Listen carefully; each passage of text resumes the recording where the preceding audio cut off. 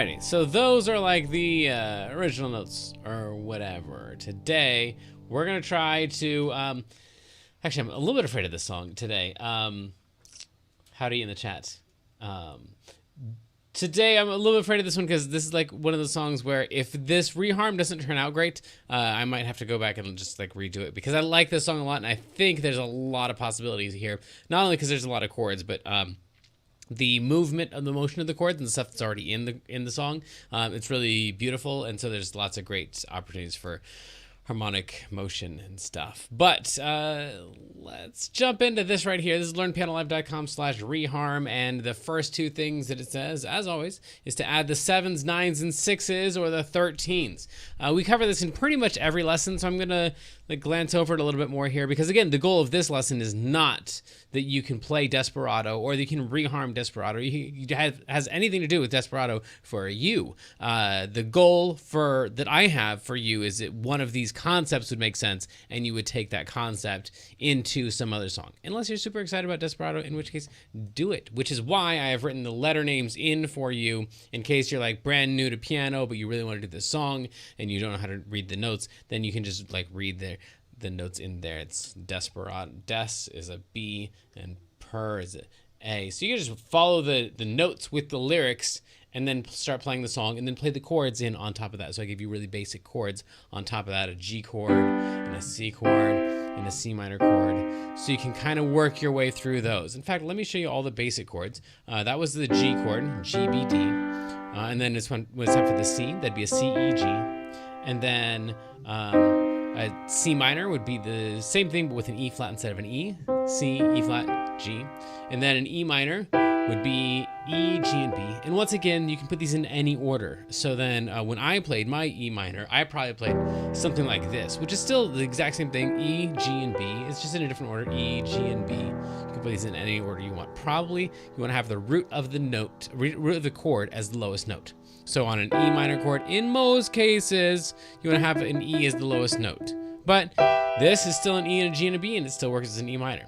An A chord would be A, C sharp, and E, and then D would be D, F sharp, and A. I think that's almost all the chords in the entire song. There's a B minor later on, I guess, in the bridge-ish part, B, D, and F sharp. And other than that, I think that's all the chords we have for the whole entire song. Is that right?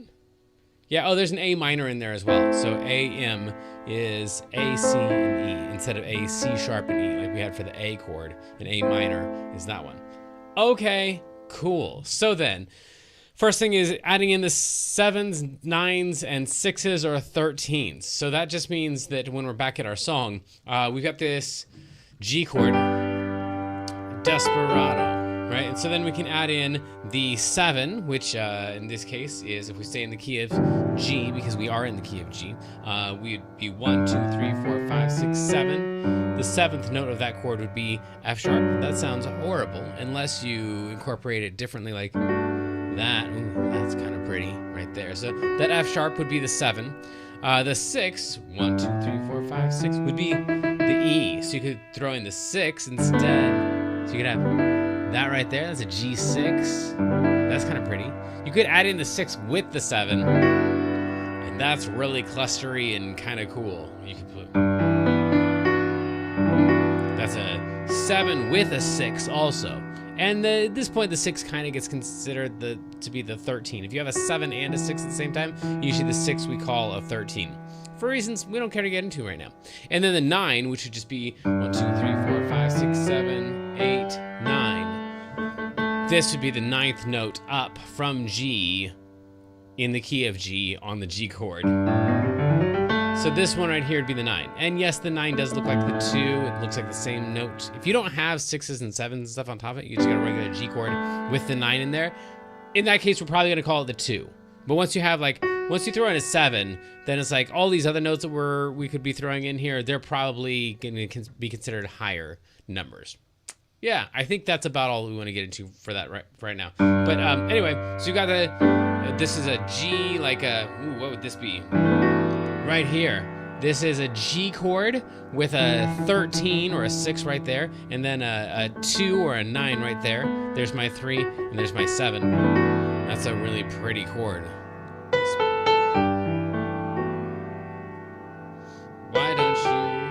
So then at this point we could throw in the C chord. We could go in, well, that's our regular C chord, and then that would be the 7, that'd be the 6, and that'd be the 9.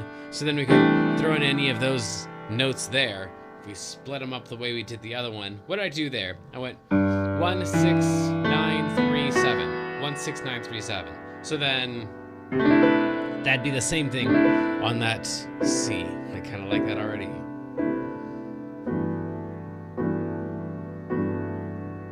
This kind of has a desperate sound of its own.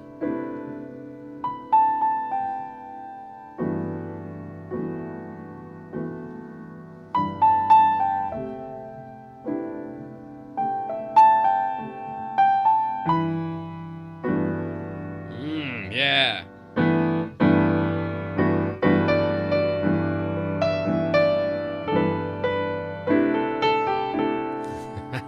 Thinking this just right here. This is G and C back and forth. So technically, I guess this is reharming it, but I'm reharming it by taking chords out. Accidentally, I wasn't expecting to do this, but it's just what came out.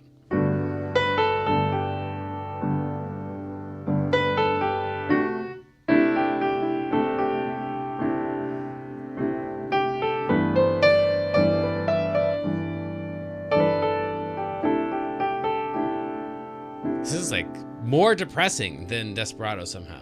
Anyway, that's what 7s, 9s, and 6s are. You can do this on any chord. Just throw in the 7, 9, or 6 and experiment it with it. And this thing right here would generally be considered not appropriate for Desperado because it's not the same feel. But that is the point of this lesson, is to have a different feel. Okay, so then, just checking the chats. Cool. That's step 1. We haven't really reharmed anything except that I accidentally did by taking out a bunch of chords and just going G and C and G and C and G and C back and forth because I like the sound of that. But that wasn't supposed to happen. We're just adding in 7s, 9s, and 6s. And then this one right here, you can play the 5 of any chord before it. In order to find the 5 of any chord, we would just go to that chord and we'd go, well, if on a C chord, for example, I'm looking at this guy right here. On that C chord, that's the 1, the 3, and the 5 of that chord.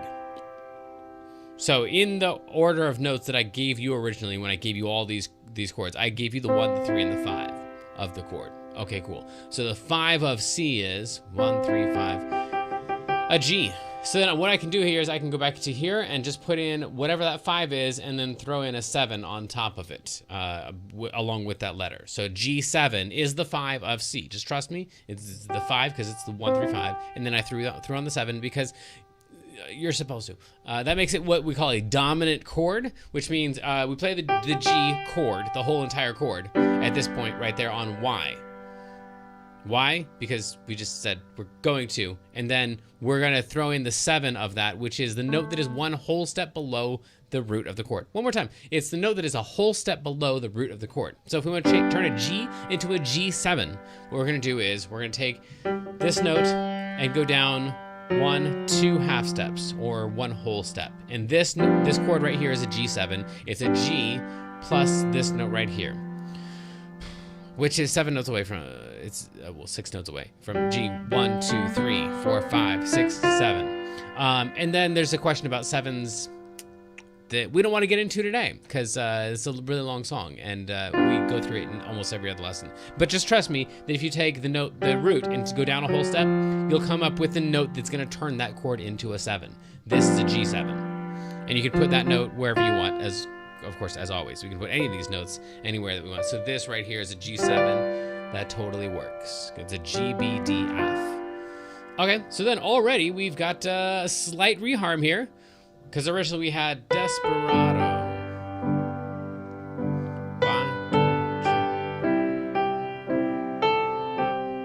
Right? But now we're going to throw in that G7. Desperado. 7. There's that 7. And so then it's already kind of become like, I don't know, it leads into the C a little bit better. That G7, because before we had that like really pretty G, 6, 13, 9, 7 thing, right? So we had, and then we turned it into a G7. And that 7 leads into that C a little bit better.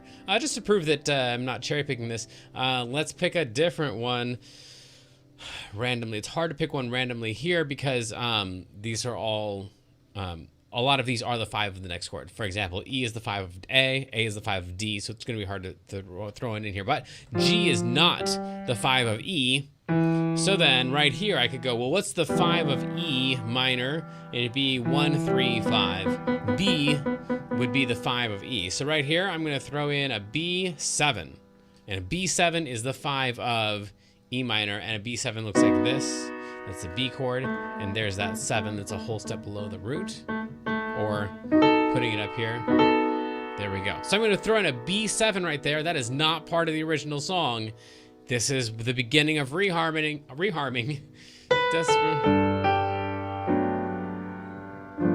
G7, C, C minor, out. That's kind of pretty.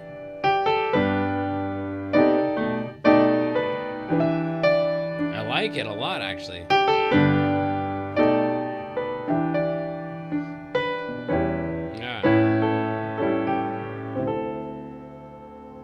Cool. And then I'm going to throw in, I'm just going to go through here and throw in a bunch of extra 7s. Just trust me, the D7 is the 7 of G. Okay. And then trust me that G7 is the 5 of C. And that we'll throw in that same B7 here again, leading in that E minor.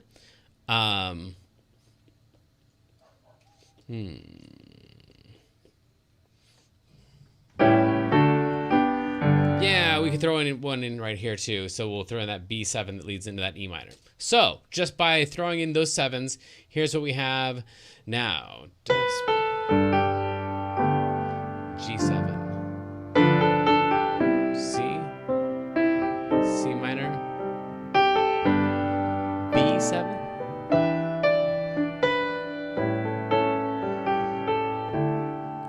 D7.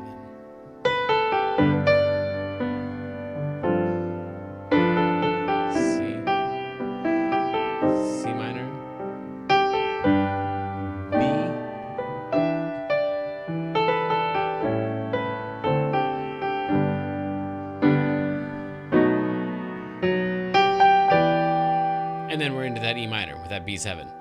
Okay, technically we haven't really reharmed this thing yet, or at least not very deeply.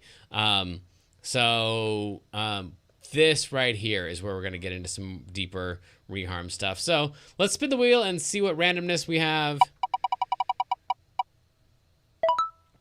Okay, so backdoor dominance. This is kind of cool.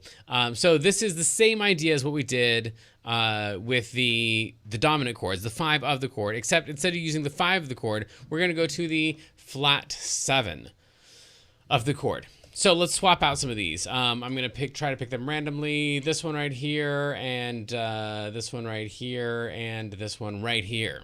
Okay, so these are some places where before we're like, okay, the 5 of the chord before the chord. Now we're going to use, instead of the dominant, the 5 of the chord before the chord, we're going to use the backdoor dominant, which is just a whole step below. So, for example, on this one right here, we're going to take out this D7. We're going to put it in its place, whatever the backdoor dominant is of whatever's coming up next. So let's see what's coming up next. We got a G coming up next. So then, if we go to G, the flat 7, or the whole step below G, is an F.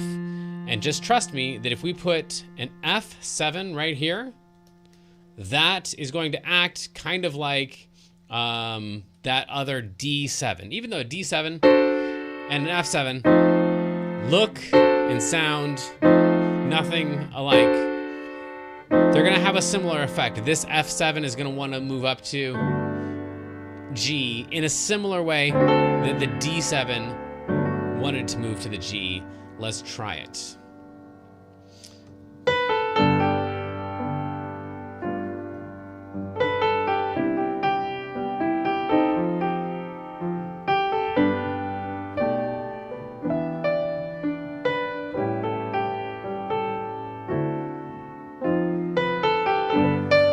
It's weird.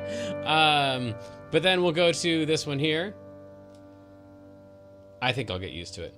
So for this one here, we're gonna do the same thing. So what we're going to is C. So a whole step below C, that would be the flat 7 of C, B flat 7. There we go. That's gonna be the backdoor dominant to C. This might not go well. I don't know.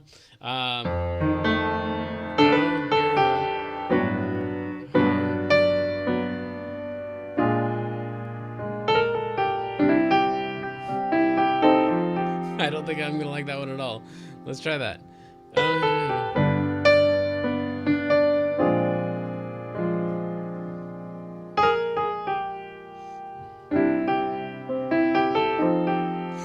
I don't know. We're gonna keep it in there. And then this one right here.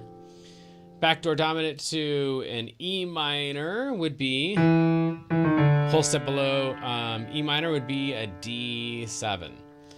So, yikes. This is already turning into something I'm not a huge fan of, but we'll see. Again, the idea is that you steal the concepts and then, yeah, that's the idea. Here we go. Desperado.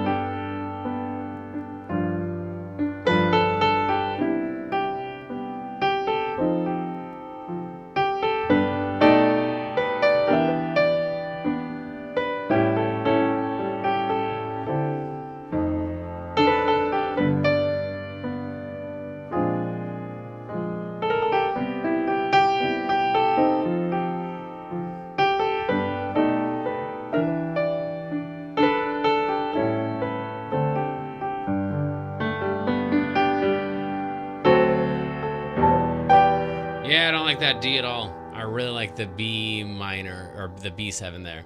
That D, last D7 was the only one I didn't really care for. The B flat is growing on me. Yeah, okay. So I'm gonna get rid of this one here and go back to that B7 because I liked it a lot. Okay, so that's the idea behind a backdoor dominant. Let's see what else we have. Alter the extensions of dominant chords. Okay, we've got a lot of dominant chords in this one. So this is where we just take the 9 and we either turn it into a sharp 9 or a flat 9. And we take the 11 and perhaps turn it into a sharp 11. And we take a 13 and we turn it into a flat 13 for dominant chords. This primarily works with dominant chords and not really just any old chord. You can't like throw a flat 13 on just anything. But anyway. Let's see what it looks like. Lots of dominant chords. There's all kinds of 7s all over the place. Let's go with this one here. And this is actually a 7 chord right here. We'll go ahead and do that one. And then we can do this one here as well. So we'll do those 3 chords. All right, let me double check something real quick. Make sure that our stream is looking good, and I'll be right back.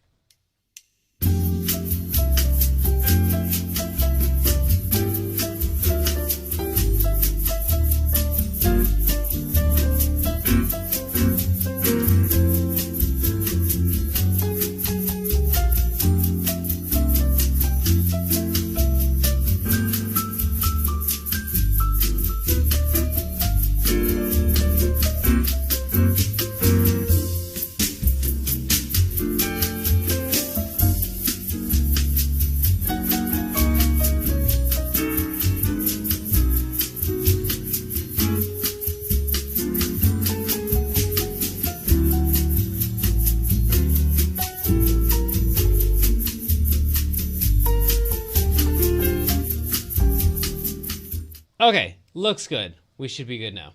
Okay, so then we're going to try to alter these extensions here. So then, for example, on this A7 right here, we could put that as an A7 with a flat 9. So what that means is we could go A7, and then normally the 9 would be right there, but we could make the 9, that thing right there, as a flat 9. So this is the note that's a half step above the root of the chord, because the root of an A is an A. So a half step above that would be the flat 9. And I know that sounds terrible like that, but I think in context, this is going to actually kind of work out. Let's do a sharp 11 and then a flat 13. So then we said we are going to do this one. This one's going to be a sharp 11. Ooh, actually, I kind of like that. So F7 with a sharp 11. So I'm picking these randomly, but this one I think is going to work out for us. So this is a 1, 3, 5, 7. This would be 9, and then this would be 11. But in this case, we're going to take the 11 and we're going to make it sharp. So this chord right here, that's going to be the F7 sharp 11. And then what's the other one we said? Right here. So we're going to put this one as a B7 with a flat 13. So then B, 7, 9, 11, and then 13. But this time we're going to use a flat 13. So we're going to use a G in there. Yeah. Yeah, that's going to work out. Actually, I think all these are going to work out. I'm going to like this a lot. So here's all the same stuff, but now we've altered the extensions, all the 7s, 9s, 13s of just random dominant chords, and I've randomly assigned extension alterations to these as well. So then this would be, yeah, sharp 11, yeesh. This guy right here. It's one of my favorite chords. Actually, I think I accidentally threw it in like by this one right here. I've been throwing it in by default anyway. We've had a flat 13 on all of these B7s right there. So outright. I've been throwing it in accidentally. That's your flat 13. So we've had altered extensions by accident. Anyway, so then this would be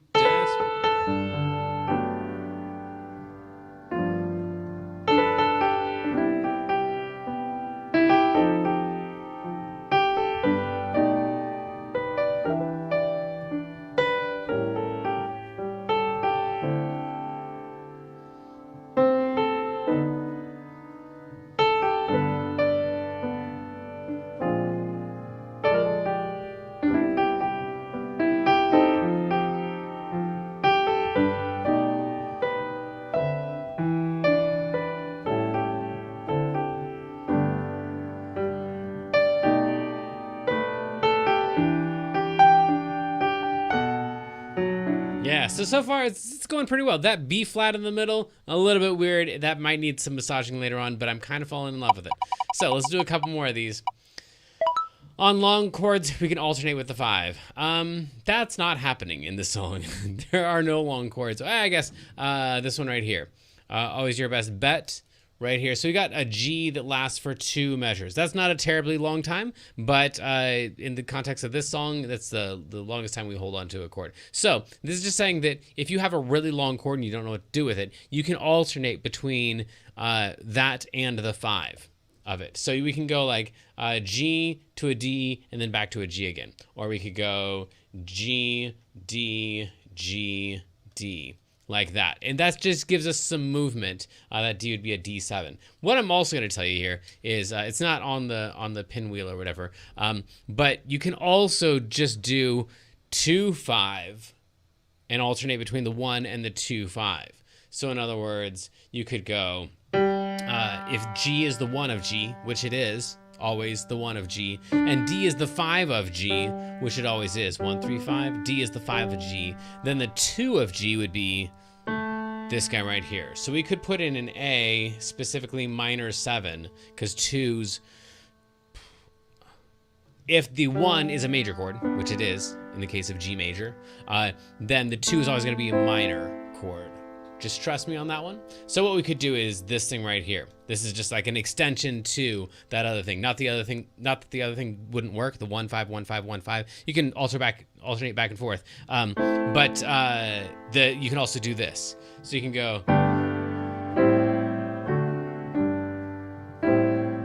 like that, or you can draw it out longer if you want to. So instead of going 1 2 5 1 2 5 1, you could just go 1 2 5. However you want to. But anyway, 1 back and forth between the 1 and the 5, or to loop around the 1, the and the 2 and the 5. You can do that. Yeah. Okay. I'm also gonna throw in. You can also throw in the 6. The 6 of G. 1, 2, 3, 6 would be E minor. So this is called a turnaround now. This is officially like super jazzy. 1, 6, 2, 5. 1, 6, 2, 5. 5. So then that's called a turnaround. 1, 6, 2, 5, and it makes up a lot of jazz. Anyway, that's probably the best, the longest. If you've got a really long chord, that's the jazziest way to just hang out on one chord without hanging out on one chord. Okay. So let's go from the top and see if we can get all the way down to that thing. That was a super extension to a super extension of a 1-5-1-5-1-5-1, which is supposed to be an extension of a 1. Okay, so then we have.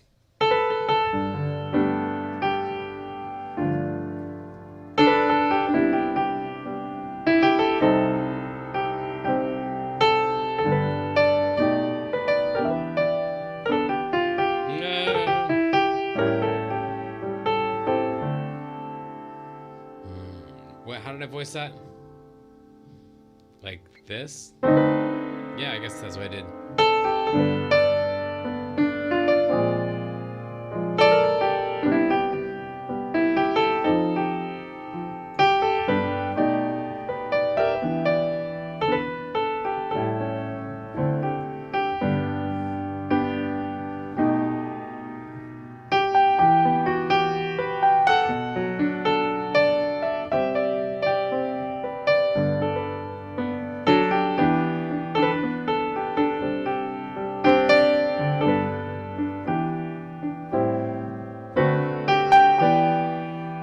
And that was our turnaround.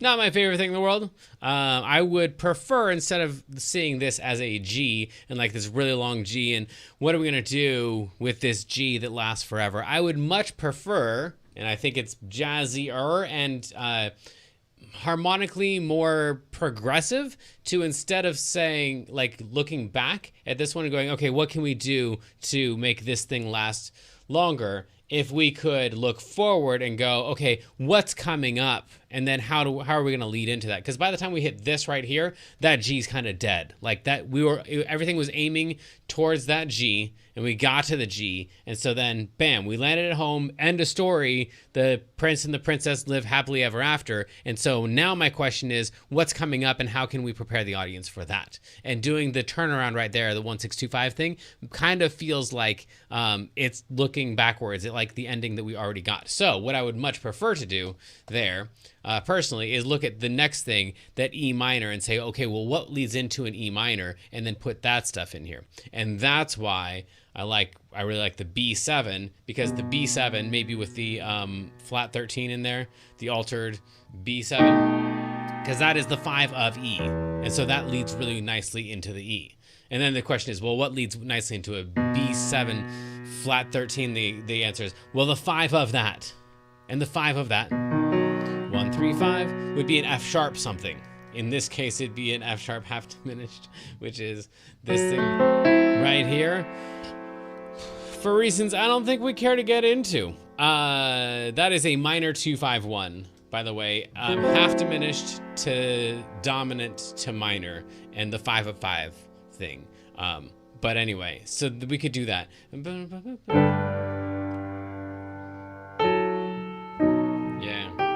I'm gonna like that one a lot more. Anyway, that was the 1-6-2-5 off of the G to buy some time there, and then I didn't like it, and so we're gonna do more of like thinking about what's coming up. Okay, cool. Last one here, dominant polychord. Man, we are really messing with dominant chords here a lot. So dominant polychord built on major chords, built on the 2, the flat 3, the flat 5, the flat 6, or the 6. So let's just take one example. Which one should we pick? I I want one that's going to be like, this is going to sound super out and weird. So I would like to get one that's a little bit deeper into the song. Maybe this one right here, because at the beginning, if we slam them with something really, you know, funky like this chord right here as the first chord of Desperado, we might lose a lot of people. We're gonna lose a lot of people anyway because we're not playing it the right way. But anyway, I want to do this one right here. So this is gonna be a B7. So that's our chord, and then we're just gonna stack another chord, another major chord on top of that B7. So we got a B7 chord. And then on top of that, we can put the major chord that's built on the 2 of that. So the 2 of B is C sharp. So we could just play the C sharp major chord on top of that. And yeah, it sounds horrible and weird until you play it in context. And then it's kind of cool. C sharp. This might take a little massaging. Let's see. Yeah, this is gonna be weird.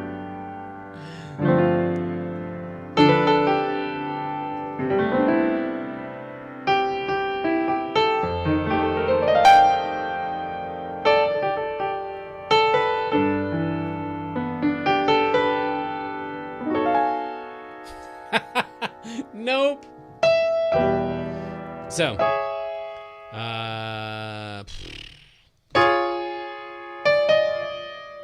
let me see what I can do here. That's my C sharp chord. That's my B7. I'm gonna try playing it like that. So that's a B7. That's a C sharp major chord. C sharp over B7.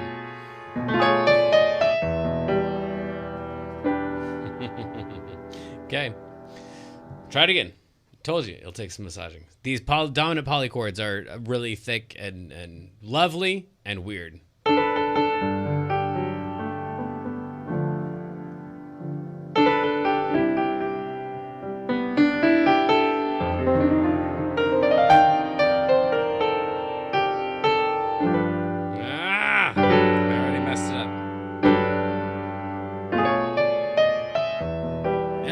As bad. I want to.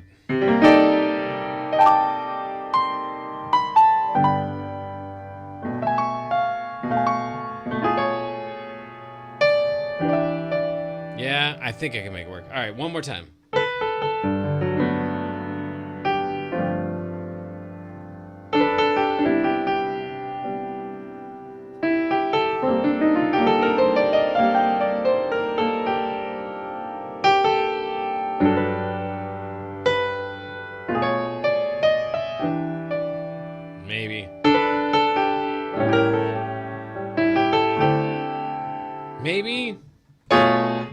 Maybe if it was more bluesy.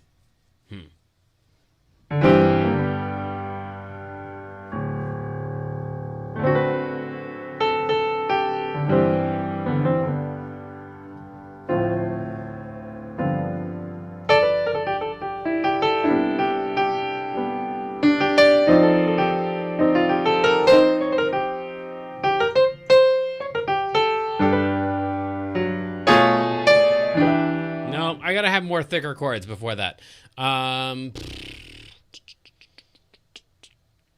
Maybe I'll throw one in here. So we'll throw in another dominant polychord here and see if that we can normalize that weirdness. But anyway, that's the idea behind a dominant polychord. And hopefully you're starting to see how this thing might have some place somewhere in life, or maybe not, because I haven't successfully done it yet.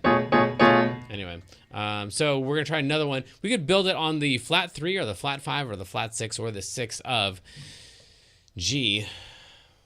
So, come to, let's go with the 6. So this is a G7. And then I'm gonna go to the 6 of it. 1, 2, 3, 4, 5, 6. And then we're gonna use that chord right there. So it's like an E over G sharp 7. And then hopefully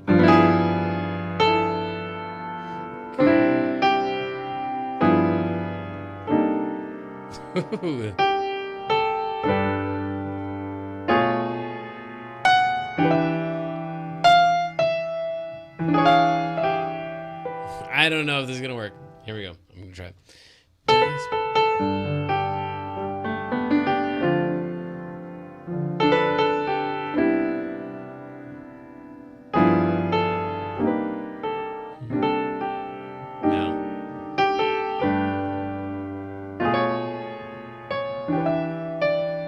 gotta find a way to make it work with the melody too.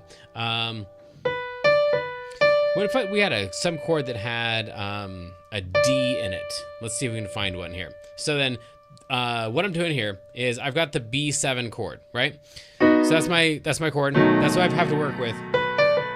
And here's my melody, outright and fences. I think if I could find one of these dominant polychords that has one of these two notes in it, instead of this chord right here that doesn't have either one of those notes in it. If I could find something with a D in it, I'd be all right. More all right. So then, let's try some of these. The built on the 2, we already tried that one. That one didn't work. Actually, building it on the flat 3 is one of the options for dominant polychords, and this is a D chord. D chord has a D in it. So we could go. That's not very polychordish. It doesn't sound very thick, but it would totally work. Yeah, I'll play it for you. It's gonna sound boring. So it's gonna sound like this. Yeah.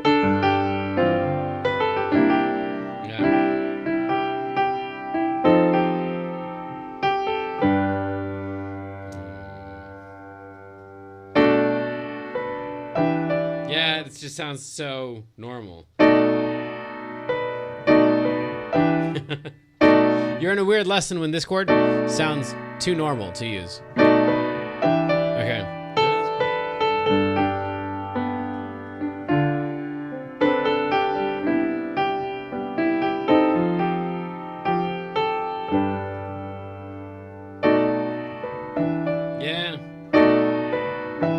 Yeah, anyway, that's a D over B7. Maybe there's something weirder in there, but anyway, D over B7. I think that might do it for the concepts we're going to go over today, because that's a lot of them. We already did the 7s, 9s, 6s, 13s, playing the 5 of anything before it. We did backdoor dominance and dominant polychords and all kinds of stuff. And we've got a lot of song left to do. So rather than go through another 3 hours and turn this into a whole workshop here, steal one of those ideas, and then I think I'm going to get to work on this on my own and just see what other cool things I can come up with for Desperado. I'll play this one, though, one more time for you. With all the chords we have so far, it should sound something like...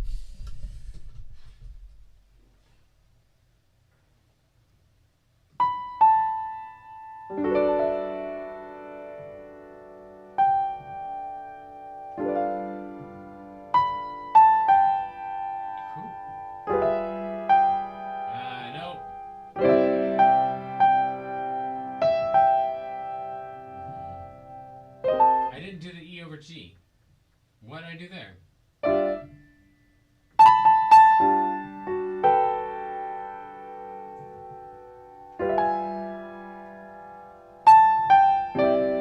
that's cool. I just did it over here. That's what I should have done to start with. I already had a G7 there. I should have just turned that one into it. I was afraid the dominant polychord too early was going to sound too weird. Maybe it does.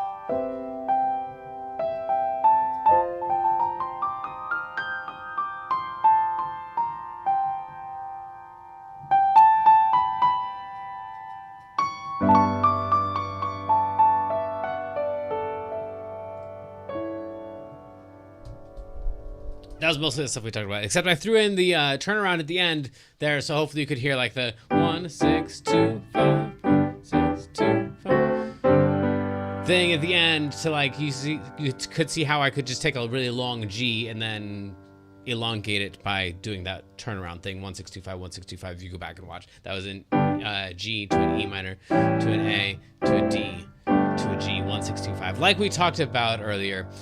Anyway, a lot of stuff there. I'm going to try to find a way to work that B flat in there, though.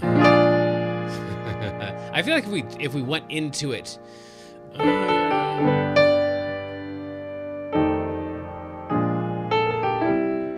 yeah.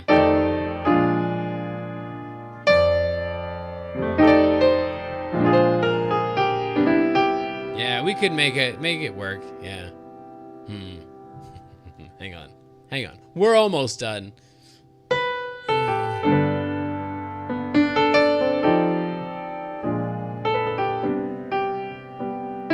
Yeah.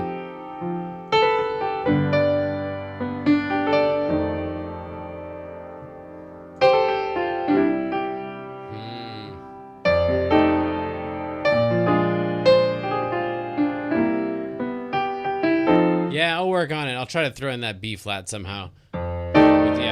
I put an F7 before the B flat, which is, by the way, the first trick that we did in this whole entire lesson was like, okay, but if I want to lead into a B flat to make it feel more comfortable, what can I do to lead into it? You go to the 5 of it. 1 3 5. 5 of B flat is an F7, and so that was my first guess. Is like maybe if I throw in an F7 before that B flat, it'll normalize it, and sure enough, it did. It just kind of brings the acidity of that chord down a little bit. So then we have.